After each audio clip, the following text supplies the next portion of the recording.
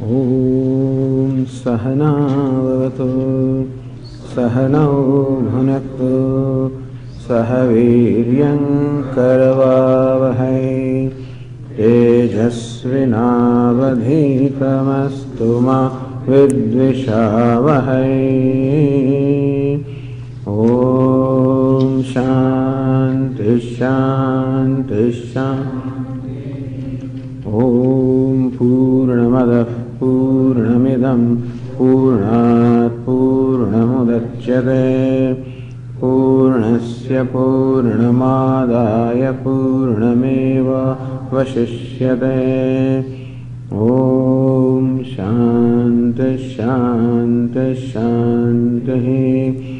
Shruti Smriti Purananam Alayam Karunalayam Mani Bhagavad Pada Shankaram Loka Shankaram Shankaram Shankaracharyam Keshavam Badarayanam Sutra Bhashya Krutau Vande Bhagavantau Punah Punah. Ishvaro Gururatmeti Murti Bheda Vibhagine Vyomavad Vyapta Dehaya Dakshinamurtaye Namaha. Amanitvamadam bhitvam Ahimsa kshantirarjavam Acharya upasanam shaucham Sthairyam vinigraha Indriyartheshu vairagyam Anahankara evacha Janma mrityujara vyadhi Dukkha doshanudarshanam Asaktiranabhishvangaha Puttradara gruhadishu Nityancha samachittatvam Ishtanishtopapatishu Mayi chananya yogena Bhaktiravyavicharini Viviktadesha sevitvam Aratirjana samsadi Adhyatma jnana nityatvam Tattva jnanartha darshanam Etajnanamiti proktam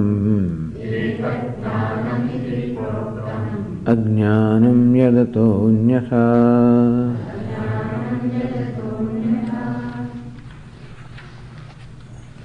Acharya upasanam shaucham, cleanliness. The next value is sthairyam, steadfastness. That is also a value. So, sthairyam. Moksha sadhane pravrittasya anekavidha vigna praptopi. Moksha sadhane pravrittasya. For the one now he is engaged in the pursuit of knowledge, which is a means of moksha, anekavidha vigna praptopi. Even when many kinds of obstacles are encountered, tada parityagena, one does not swerve from one's path.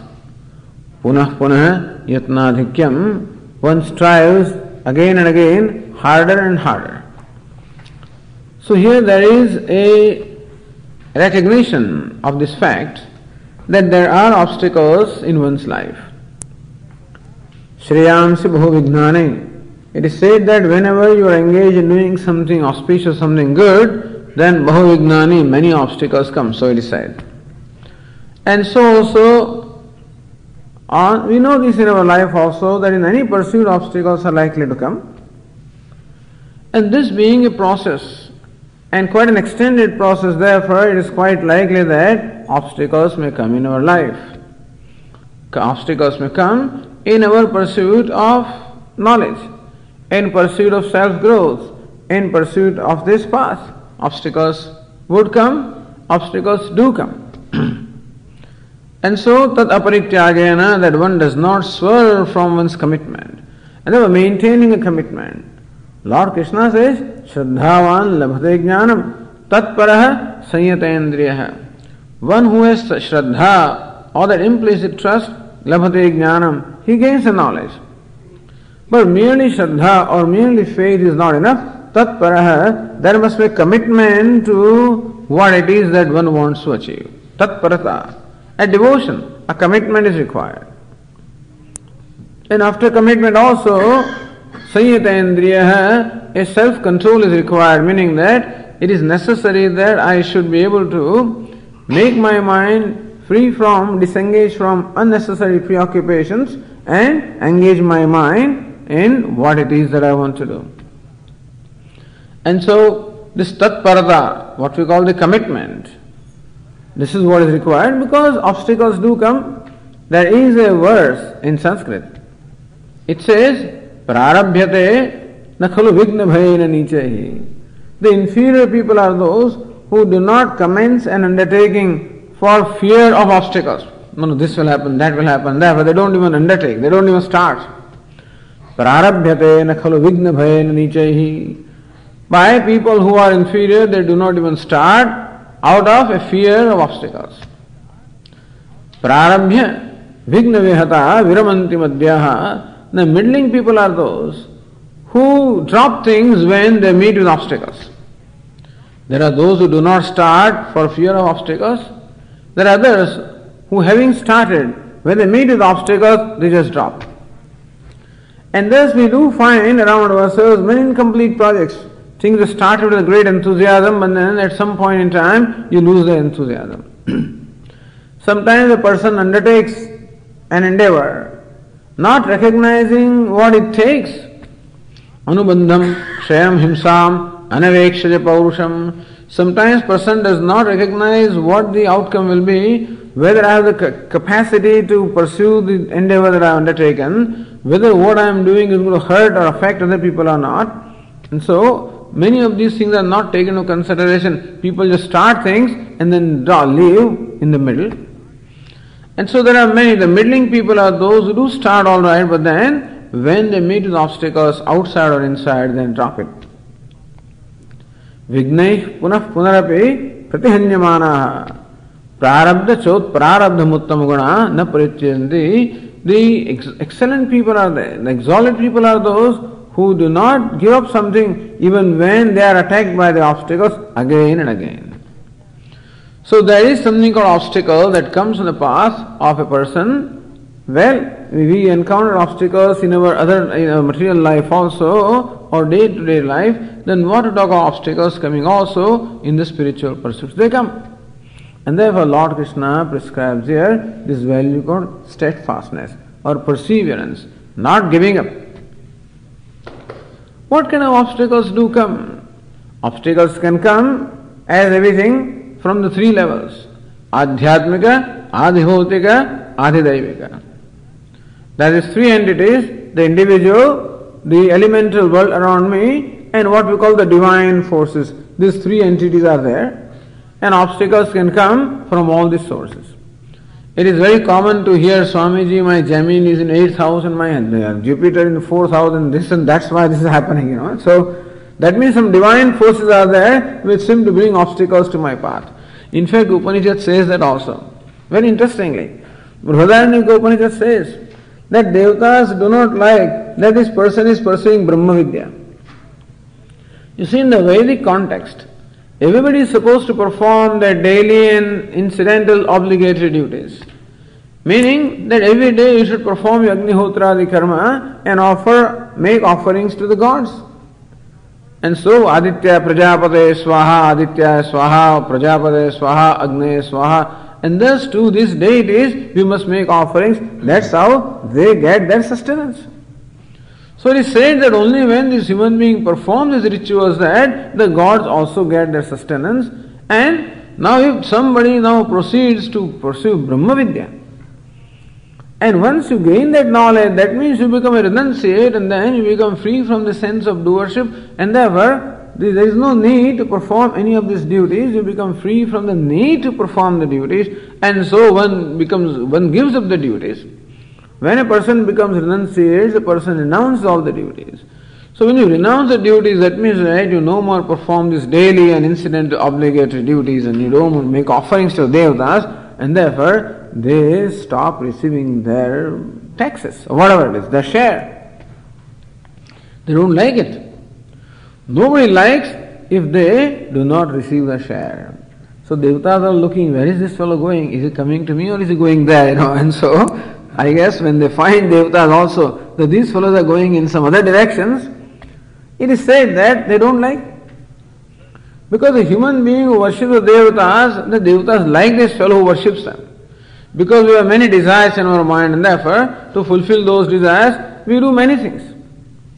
We may perform many austerities, we perform many acts of worships, we make various offerings to different gods to fulfill our desires. And it is very convenient for them because then they receive their offering, in turn they bless with the reward, So we get the reward and we make the offering. This is how it goes on. And so Upanishad says that this person is like a pashu, like an animal. Like animals such as a cow serves many purposes for the owner. So cow also, male cow is used also in tilling the field, or the female cow gives milk and everything, and that's how the owner of the cow likes the animal, because the animal serves various purposes. And so if the animal is lost, then the owner doesn't like it, Similarly also when this fellow starts pursuing Brahma Vidya, meaning the path of sannyas or renunciation, then it is like losing one client, whatever. And that's how they don't like it. And that is why they place obstacles on the path. This is what is said. Not in a very serious way, but it is said that that devatas, all the cosmic forces also do place obstacles on our path. And so one should not swerve from one's pursuit. There must be a commitment, and one should not swerve from the pursuit in spite of obstacles. We told you a story in the previous camp about, from the Mahimna Stotra. That's a story of Lord Vishnu. Every day performing worship of Lord Shiva. Every day. So this is nice thing about this Hindu culture, by the way, Although people talk of many gods, but these sages are always reconciled. We always find that Lord Vishnu is the greatest devotee of Lord Shiva, and Lord Shiva is the greatest devotee of Lord Vishnu. So here we are told a story of how Lord Vishnu every day used to perform elaborate ritual or elaborate worship of Lord Shiva, and he would get 1,000 lotuses every day and offer them to Lord Shiva with utterance of one name, like Shiva Sahasranama. And so utterance one name, offer one lotus. One day it seems Lord Shiva decided to test the commitment and the devotion of Lord Vishnu. And so it seems that he just came unseen and took away one flower, just one flower. And now when this puja is being performed this morning, then 999 lotuses are offered.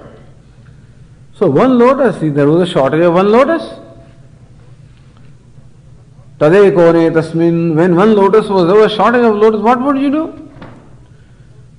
So here comes the test of our commitment. If we were performing worship, I would perhaps say that all right, so pushpartham akshadani samarpayam, instead of flower, I'm offering some grains of rice. That's what we do. Offer grains of rice instead of ornaments and things. And okay.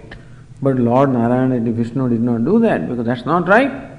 And what do you do? Now you can't get up from your seat and get one flower, because that's also not right. And so the story goes that Lord Vishnu plucked his right eye, because that is also lotus, and offered it at the feet of Lord Shiva. And highly impressed by this devotion of Lord Vishnu, Lord Shiva, blessed him.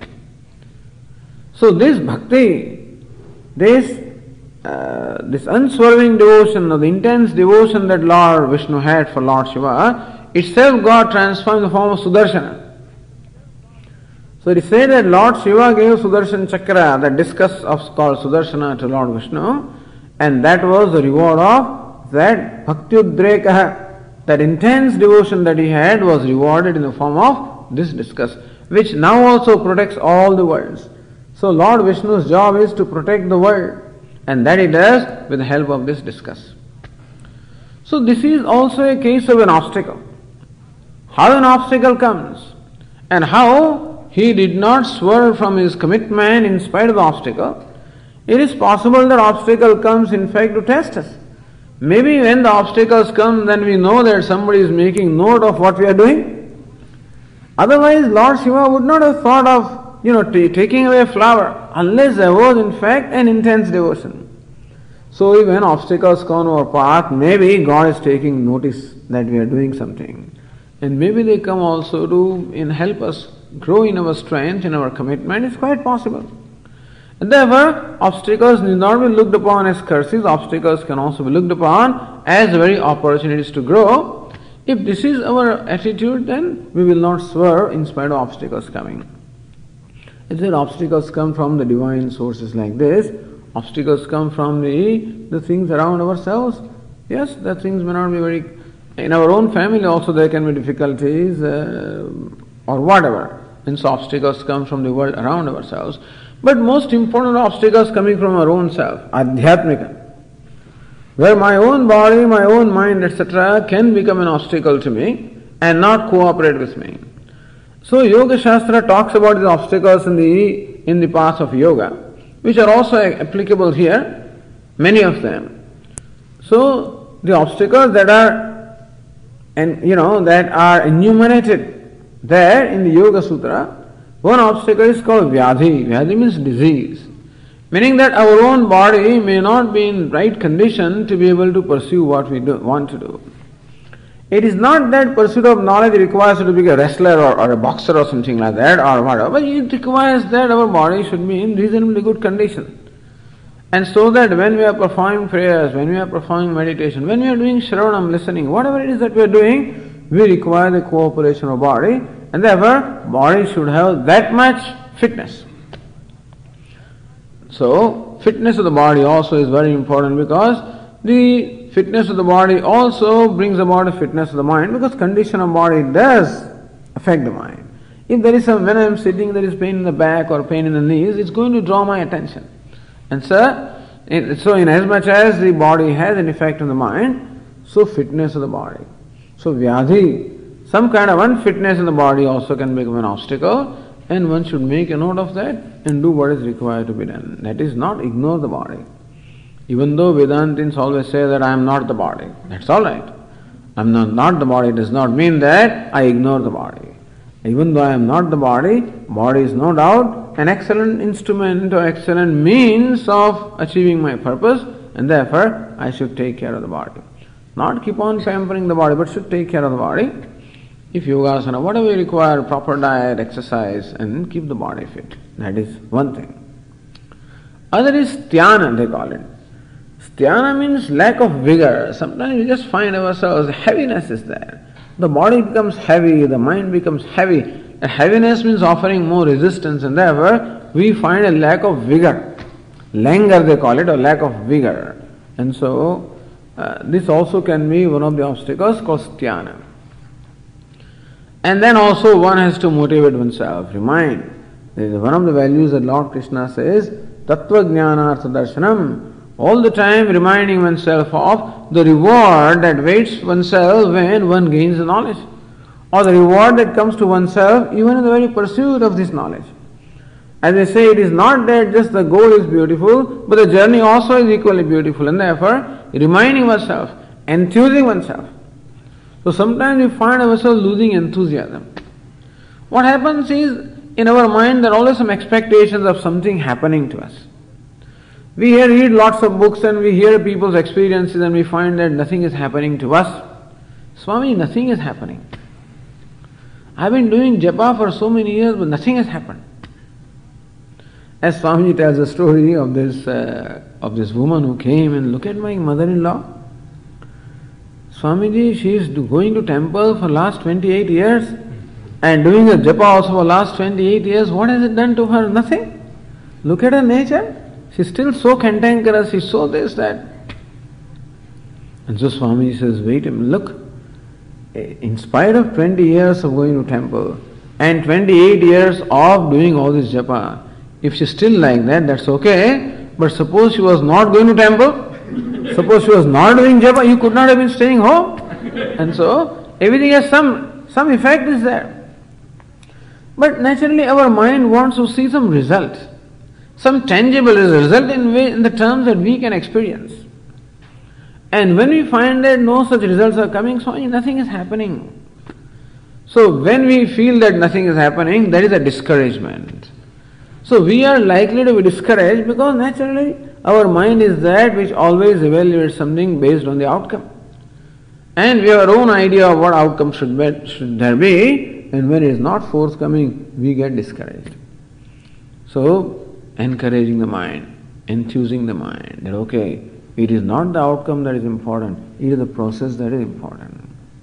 And so nahi kalyana karut kasyid durgatim tat gacchati. One who has undertaken this process can never come to a bad lot. And thus keep on reminding ourselves that that is the purpose of human life. That human life should become a process of growth, of learning and growing. That's the human life, and therefore that's the only thing that is worthwhile, whether it yields results or not. I may not know what results are coming, when they are coming, and therefore I should continue regardless. So enthusing myself with this dhyanam, this lack of vigor when it comes, and then enthusing oneself. Samshaya, doubts. Is it the right thing to do? Because there are so many things happening in the world, and so many spiritual paths are there, and every day new things are arising, every day, even in India also. This Neo-Vedanta, all kinds of paths are coming up, new teachers are coming up and then giving you some kind of packages and people report a great deal of benefit, So they give you a package of doing some pranayama in some new way, and then they give you a package of some diet and some attitude and things like that, and that seems to be very effective for some people. And so doubts come in our mind whether, is this true? Knowledge alone can do that? And what is meant by knowledge? Is it knowledge? Is it experience? What is it? And so this kind of doubts also come. And when doubts come, in what I am doing, when there is a doubt, then again I lose the enthusiasm. Because doubt is there, that will, that creates a conflict in my mind. I cannot put my soul into what I am doing when there is a doubt. You know very well that when we are traveling, particularly let's say you are trekking, and then you are not sure. You go into this park and there are so many trails are there. Which trail is it? I want to go to a particular lake, and then there are 2-3 trails, and I think this is a trail that may be leading. In about 10 minutes nothing comes and I wonder whether I am on the right path or not. And that's samshaya, the doubt comes. And so that also that's also a big obstacle. That also hampers my commitment. And therefore, samshaya, when any doubt comes, we must get a clarity. That this is praptasya praptahi, this achievement of what is already achieved. Moksha is not something to be achieved, is not something to be acquired, it is already an obtaining fact. In fact, there are moments when I do experience that freedom. It's not that freedom has never been experienced, I do experience freedom in the moments when my mind becomes free from every worry and anxiety and demand. I do experience. There are moments of that freedom. And therefore, that freedom that I experience is my own nature. It's only when the clouds of demand and desires, etc. come that again I seem to lose it, but that it is my nature. And therefore this whole process is owning up what I am and not becoming something else. So thus reminding myself of the very pursuit, what it is that we are pursuing, and resolving that doubt. So jnana devatu kaivalyam, you must have listened in the Kaivalya Upanishad, So the kaivalyam, the freedom is there, moksha is there only by jnanam. Nanyah pantha vidyate ayanaya. There is no path other than this. That there is no shortcut here. There is another thing also. That there is no shortcut to growth. That this also involves a process of bringing about a transformation of our mind. That the mind should be transformed from tamas to rajas and rajas to sattva. That is required. And you can't avoid it. That mango has to become ripe. And it must be subjected to proper conditions for ripening. It requires certain warmth, it requires that, and we have to subject, it requires time also. And then alone the sweetness which is there in the mango and the fragrance, all of that becomes evident. And you can't do it in an unnatural process. You subject it to chemicals and some kind of unnatural conditions, artificial conditions, and the appearance of mango is there that it becomes very ripe, but there is no deliciousness. So in order for mango to become delicious and fragrant, we have to wait and we have to provide the conditions which are conducive for the mango to get ripened. And so also it is a process. We have to allow that time and effort for our own selves also to grow in maturity. So when doubts come, then they must be dealt with. Doubt also, samshaya, is one of the big obstacles. Pramada, sloth, inattention. Sometimes I just think that what I am doing is right, whereas I am doing something other than what I should be doing. That's pramada. There are two things, pramada and alasya. Pramada means inattention, inadvertence or sloth. Alasya means laziness. Laziness is when I know what is to be done and I don't do. Who is a lazy person? He knows what is to be done. All this homework is piled up, all the dishes are piled up, all the garbage is there, I know that I have to go and throw it out, but I just don't do that. That's called laziness. And not knowing that tomorrow is Tuesday, therefore garbage day, let me put it out. Not knowing that and doing something else is called pramada, it's called inadvertence. So pramada is inadvertence, not knowing what is right and therefore what is to be done, I do something else. I go to railway station and catch a train. Just happens to be a wrong train because I was not attentive. Hey, this is not the train leading to Madras, it goes to Delhi and I go in the wrong direction. I am traveling all right, but not in the direction which I should be traveling. And that is called pramada. And sometimes also therefore we do things which are not exactly leading to where it is that we want to go. And so this pramada, inadvertence, inattention also is a big obstacle. And therefore, alertness, attention, vigilance also is very important, that we are always attentive, we are vigilant as to what it is. That's why meditation or daily reminder of myself of what it is that I stand for, what it is that the objective is, what is the value, how I have to make my life a process of attainment of my goal, a constant reinforcement that alertness is required. Alasya, laziness. I know Swami Vishnu Sahasranama I should do, but I don't feel like doing it. Puja I should do, I don't feel like doing it. I know that I should come to the class. But alasya, laziness. When does a person become lazy? When there is no interest in what we are doing, then a person becomes lazy. Alasya, alasasya bhavaha, alasyam. The state of alasa is called alasya. Alasya means laziness. Ralayoho abhedaha. Sometimes ra and la, Sanskrit, you can interchange these letters. So alasa also means arasa, arasasya bhava. When rasa is not there, when rasa means the pleasure is not there in what I am doing, then the mind doesn't want to do. We tell our children, you must do your Gayatri, now that you've taken this thread, every day you should do that. Yes, ma'am, I'll do. Do at least 11 times, not 108, 11 times. He takes his shower and stands, finish it off. And then after a few days that also goes away. Why? Because he doesn't get anything out of it. Suppose I repeat Gayatri Mantra, so that doesn't do anything to me. It doesn't create any pleasure. Mind always is seeking pleasure and wants to do that which will please, which will bring some pleasure. And if it doesn't bring pleasure, I don't feel like doing it. That's called alasya. And therefore, not falling for that. Not falling for the trick of the mind. Mind, you have to do this, means you have to do. Like children, we have to say, you have to eat this chapati. I don't want, ma'am. He always wants junk food, but then you know that junk food is not going to help him And therefore, you want him to eat some nourishing food, whether he likes it. He doesn't find taste. Pizza is very delicious. And potato chips and things like that he likes. He doesn't like wholesome food because he doesn't find much taste in that. And therefore, he doesn't want to eat. And so, we make him eat anyway.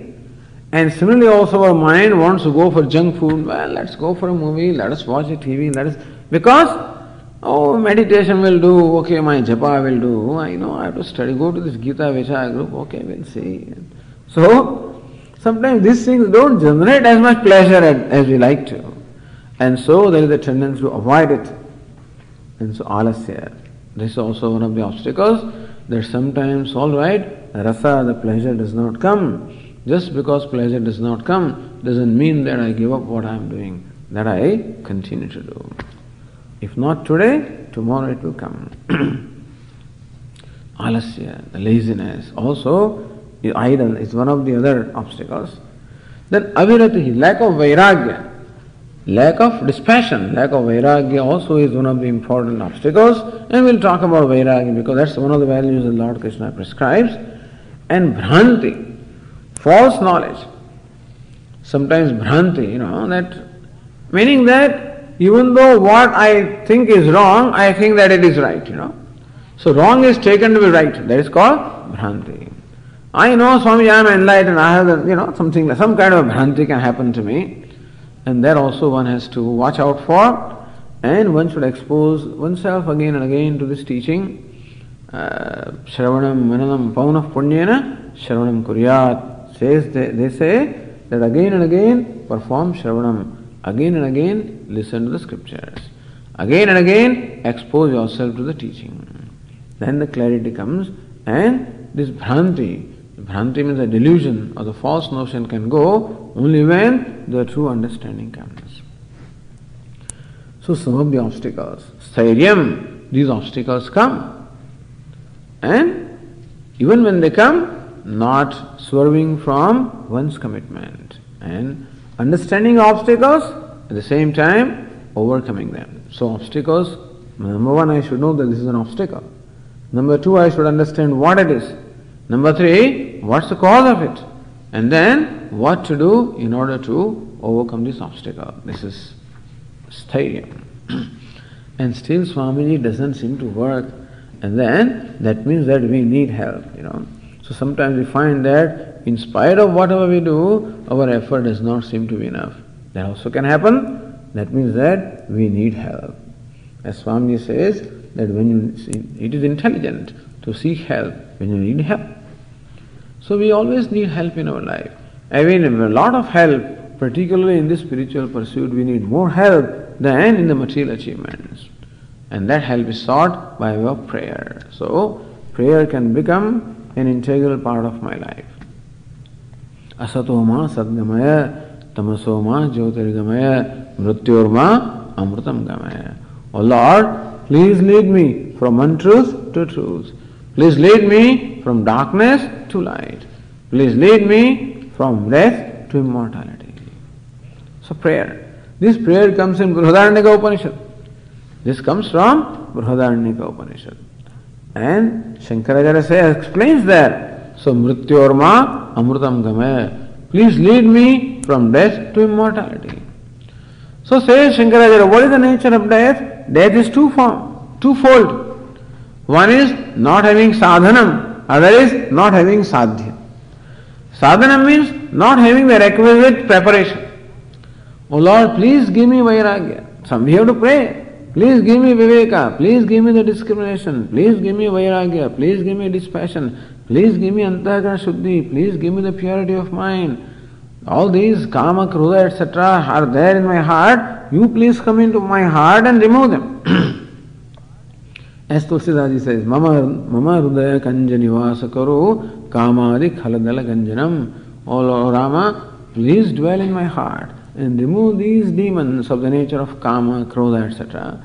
Because I am not able to deal with them. And so, prayer, seeking help of the Lord.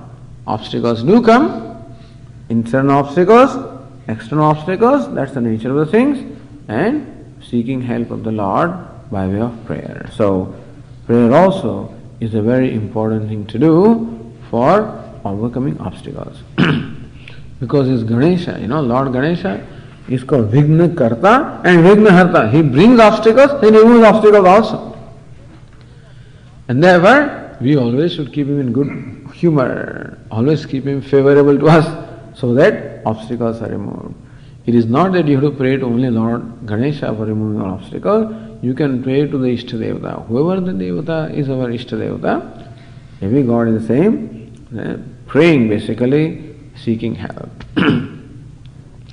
So all of these help us, all of this helps us in continuing our pursuit, not swerving on account of obstacles. That is this Sthairiyam. Acharyopasanam, Shaucham, Sthairiyam. And then now Lord Krishna talks about Atma Vinigraha. The translation is self-discipline. Atma Vinigraha, self-discipline. What is self-discipline? Says here, Atmanah Apakarakasya Atma Shabdavachasya Karyakana Sanghatasya Vinigraha Svabhavena Sarvatah Pravrittasya Sanmargeva Nirodha Atma Vinigraha. Discipline of the self. What do you mean disciplining the self? Self is Satchidananda. How can you discipline self? Self-discipline. What do you mean by the word self? Do you mean Satchidananda self? Who can discipline that? And that doesn't require discipline. So when we say self-discipline, there the word self means what we normally take ourselves to be. This body is taken to be the self.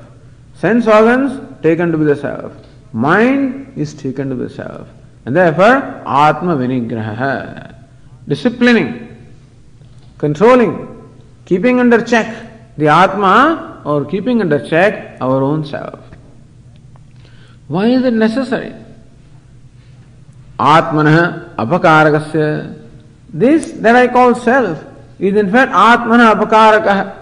That self actually is something that is hurting me, is itself becoming an obstacle to me. It doesn't cooperate with me. So this body, mind complex, which is called the self, has its own agenda. The thing is that this, what we call the self, namely the mind, basically it is the mind because everything is under control of mind. And so sense organs, body, all of these are ultimately controlled by the mind. And therefore, self-discipline meaning discipline at the level of mind. So Shankaracharya says here, Atmanah Apakarakasya. This mind we call it self, but actually it is that which does not cooperate with me. It in fact hurts me sometimes by going its own way. Svabhavena sarvatah pravrittasya. The mind has a nature to get engaged in the activities that it likes. As I said, the mind has its own agenda. And therefore, the mind engages in the activities that it likes.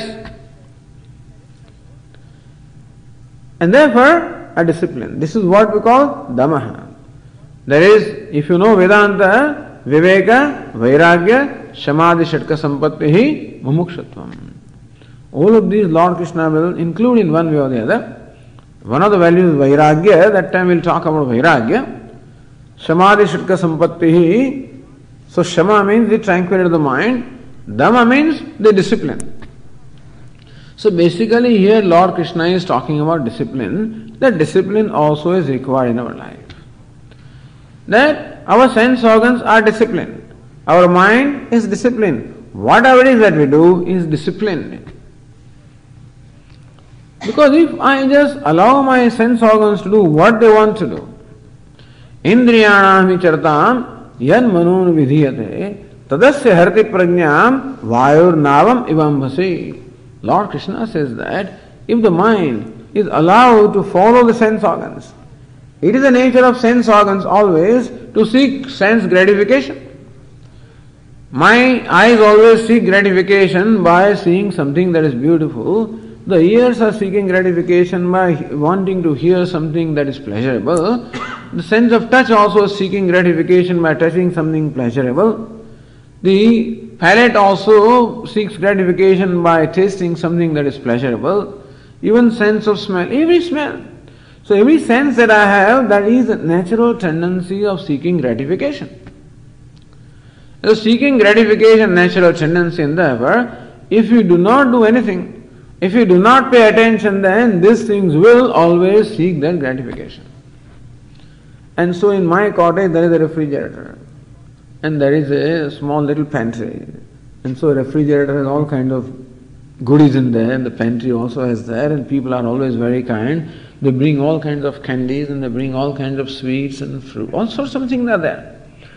They all give it to Swamiji for distributing to others, But then that is up to me whether I really part with them or not. And therefore, they are all stocked up with me.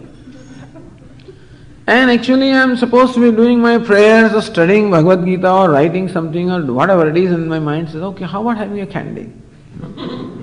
So, get up, open the cupboard, munch one candy, come back. And there is a jar also containing those different kinds of candies.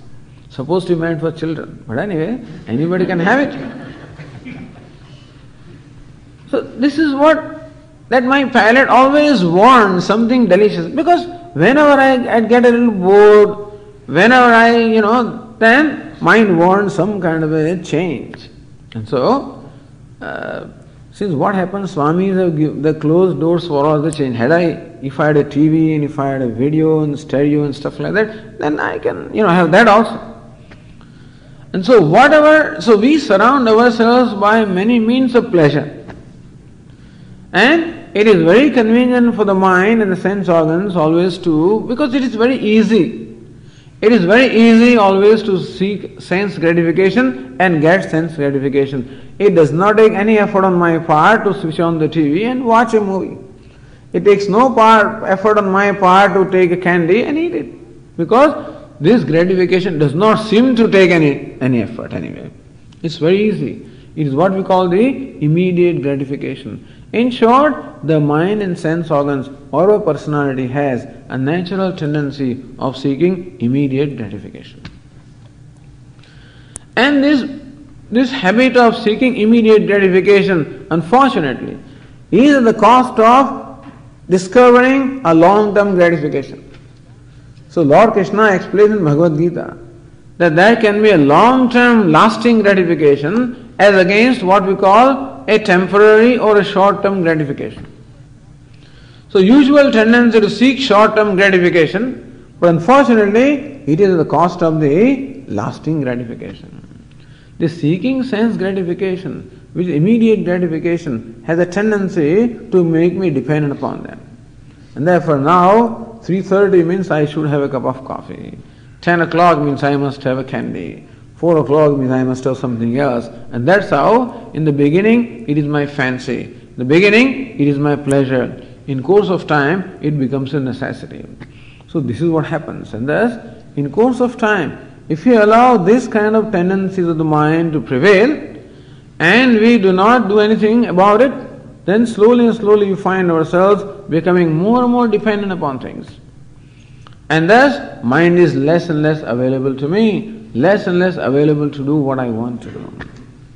I tell mind, come on, wake up at 5 o'clock in the morning so that you have 45 minutes to do yoga. Mind says, okay. Doesn't matter. I mean, sleeping, lying in bed is much more comfortable than this yoga asana. Who wants to bother about it? Shuts off the alarm and continues to, whether it is whatever, continues to lie in the bed. Takes the easy way out. So, this is the nature of the mind, to seek always a comfortable alternative. And so, it is necessary to release the mind from this habit of seeking immediate gratification, to follow fences. Oh, how about having a cup of coffee? It's all available, Yes, the problem here is that everything is available right away. You want coffee, the coffee pot is right there. You want tea, that also is there. You want something milk, that is also there. Whatever you want is there. You have the computer, you have the internet, everything is at the tip of your tongue. And that is exactly what the world is doing to us. This tendency of seeking gratification is there, and all that the world is doing is to provide more and more means of gratification. And that's how more and more clients are created, and that's how they can sell their products. That's all. So-called consumerism. Anyway, and so one has to just watch out. That's all. In short, Atma Vinigraha, self-discipline. One should have certain code of conduct for oneself, and one should draw some boundaries for oneself, and accordingly, one should follow the discipline. Lord Krishna also says in the Gītā, Yuktahara viharasya, yukta cheshtasya karmasu, yukta swapnavamodasya, yogo bhavati dukkhaha. Yuktahara viharasya, one who observes moderation in ahara and vihara. Ahara means food, eating food. Vihara means recreation. So in eating as well as in recreation. Yukta swapnavamodasya, moderation in sleep and keeping awake.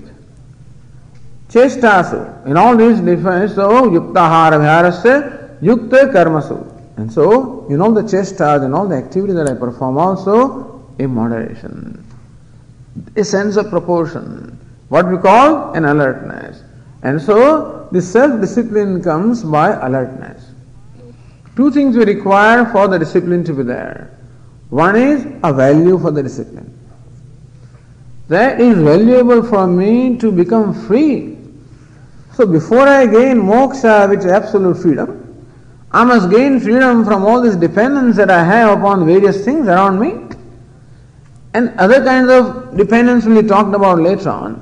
But here primarily we are talking about self-discipline, meaning the dependence that I have in course of time cultivated. I shouldn't say cultivated, but dependence has come to me. I don't cultivate dependence, but the dependence that come to me on account of allowing the fences of my mind.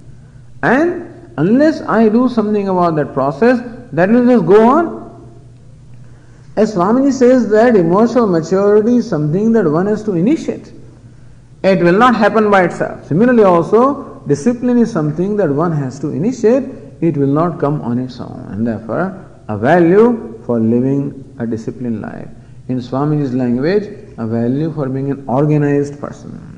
Person is organized in all his activities, organized in what he talks, organized in what he eats, organized in his recreation, organized in everything that he does. So I mean, that looks like all robot, this is all mechanical life. Discipline. So sometimes people have problem with discipline also. Discipline looks like suppression. And there is not much difference sometimes between discipline and suppression also, except as we said the other day, discipline is when I have value. When I have value for self-control, when I recognize that before I can get that ultimate freedom called moksha, I must gain the relative freedom in my day-to-day life also. That I must have a mastery over my mind. Atma vinigraha, a mastery over my own self. That my mind should be available. As Lord Krishna says, Atma eva hyatmano bandhuhu, Atma eva ripuhu atmanaha. The mind can become my friend, and my mind alone can become my enemy. So mind that is not disciplined is as good as my enemy, and mind that is disciplined is a mind that is my friend.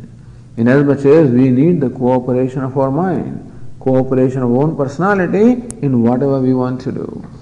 Because if mind does not cooperate with us, we cannot achieve anything. We can't even listen to the talks. We can't, even though we are sitting there, the mind can be wandering wherever it wants to wander. I may be taking a walk, but I may not be there. And so, these two kind of things that happen. One is a tendency to seek gratification, immediate gratification. Other is also a certain mechanicalness. Because the mind is preoccupied, and therefore many of my activities are taking place in mechanically. Sometimes I have to remind myself, did I take shower or not? I remind. Sometimes, did I apply soap? It happens so mechanically that afterwards, did I apply soap or not? Sometimes I find myself applying twice because I am not sure whether I applied the soap or not, because I wasn't there when that was happening. Did I brush my teeth? Did I do this? Sometimes you wonder, did I perform my prayers this morning or not? And so, because when things are happening, did I do this chanting or not? When I start Hanuman Chalisa, then the first line I remember, I'm aware. Shri Guru Charana Sarojara, that's about all. and then when the last line comes, then in between everything just takes place. So the chanting in between takes place. I don't do chanting, it takes place. In India, in Ahmedabad, we have what we call these camel carts, The carts pulled by camels. And these camels also get used to every day they carry the goods from one spot to the other. And then back.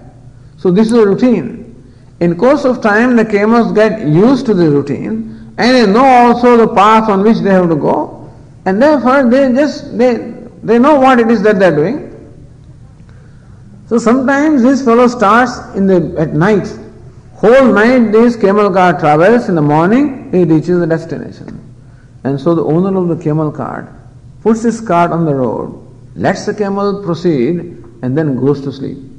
He wakes up next morning and the camel has brought him there. He was not around when the actual journey was taking place because it is not necessary for him to be around. And similarly also, my sense organs and mind also do the things without my being there. Sometimes we finish eating food also, and then we don't know what it is that we are eating. So mother asks this fellow, he is so in a hurry going to work, and he is sitting for the lunch, and how did you like it? Mom, it's delicious, wonderful, this, that, After he goes away and mother eats food, then you find that there was salt.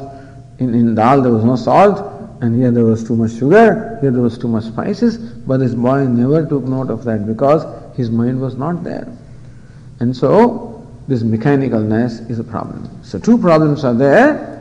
Falling for the impulses of what we call immediate gratification and allowing ourselves to follow the dictates of the mind, seeking immediate gratification, which is at the cost of what we call the lasting gratification.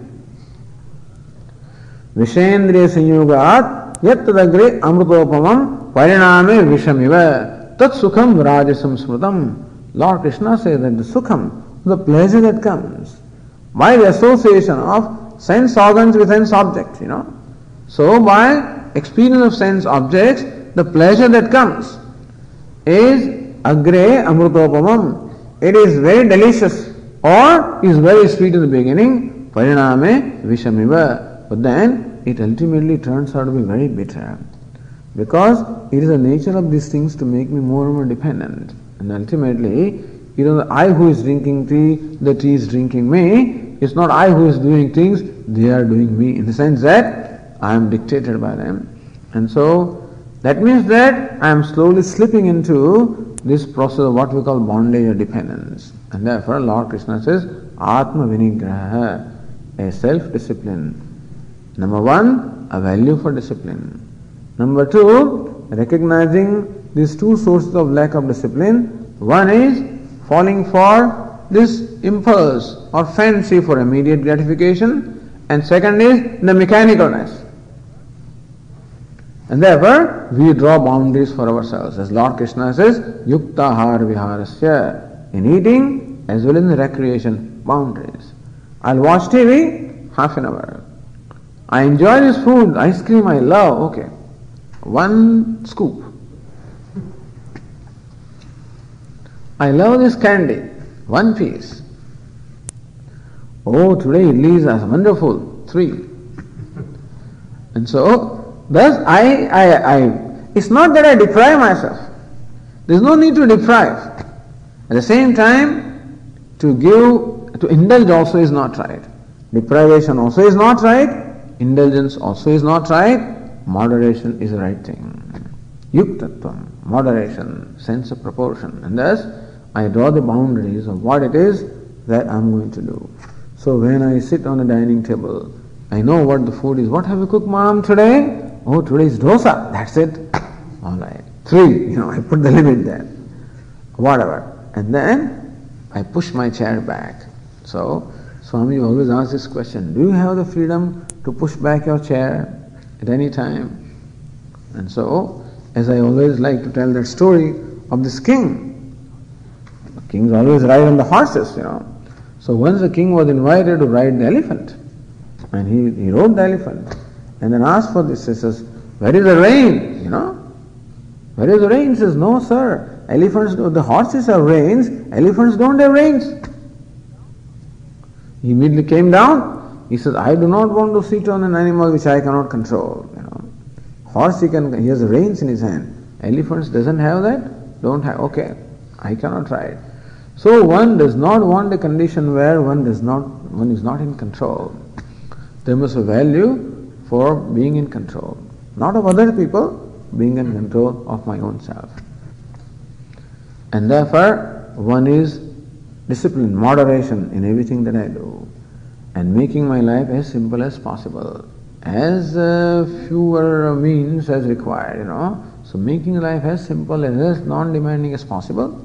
At the same time, cultivating what we call alertness. We talked about alertness in speech. As Lord Krishna said, so sometimes they say that just start your discipline with one organ, namely tongue. Start discipline with one organ, tongue. This tongue performs two functions. One is the function of speaking, other is the function of eating or tasting. And so observe discipline while you speak. As you said yesterday, anudvegakaram vakyam, what I am going to speak, will it hurt somebody? Then I will refrain from saying that. Is it truthful? Is it not truthful? I refrain from saying that. Is it pleasant? Is it not pleasant? I refrain from saying that. It is useful? Is not useful? Not necessary? I refrain from saying that. Discipline at the level of speech. I speak that which is truthful. That too, I speak in a manner which is pleasant. And then only I speak when it is useful. So, this kind of discipline, austerity of speech. This is the discipline at the level of tongue, at the level of talking. And the tongue also performs the act of tasting the food. And therefore, as we just said, also disciplining myself with reference to what I eat, when I eat, and how much I eat. What I eat is decided by me, not by my palate. Is it conducive to my health? Is it wholesome food? Is it good? Is it sattvic food? Then will I eat, otherwise not. In the quantity that my stomach can handle, that is conducive for, compatible to my body and what my body can handle. And so, starting with just one organ, namely tongue, in talking and eating, we start observing the discipline and alertness. Slowly and slowly, the discipline also can come in other areas of life also. Also for dealing with what we call the mechanicalness of the mind, this japa is an excellent means. Japa means repeating the same name, the same mantra again and again and again, and making my mind focus on what it is I am repeating. That also is very conducive for alertness of the mind. And so Lord Krishna says here, Atma Vinigraha, self-discipline, is also a very important value for a person. Anyway, not only for spiritual pursuit, it is an important value in our life in general. Then what to talk about its importance in this pursuit also. So, Atma Vinigraha. Okay. Om Purnamadav Purnamidam Purnat Purnamudachyate Purnasya Purnamadaya Purnameva Vashishyate. Om Shanti Shanti Shanti. Shankaram Shankaracharyam Keshavam Badarayanam Sutra Bhashya Krutau Vande Bhagavantau Punah Punah Ishvaro Gururatmedi Murti Bheda Vibhagine Vyoma Vadvyapta Dehaya Dakshinamurtaye Namaha. Om Shanti Shanti Shanti. Hari Om. Shri Gurubhyo Namaha. Hari Om.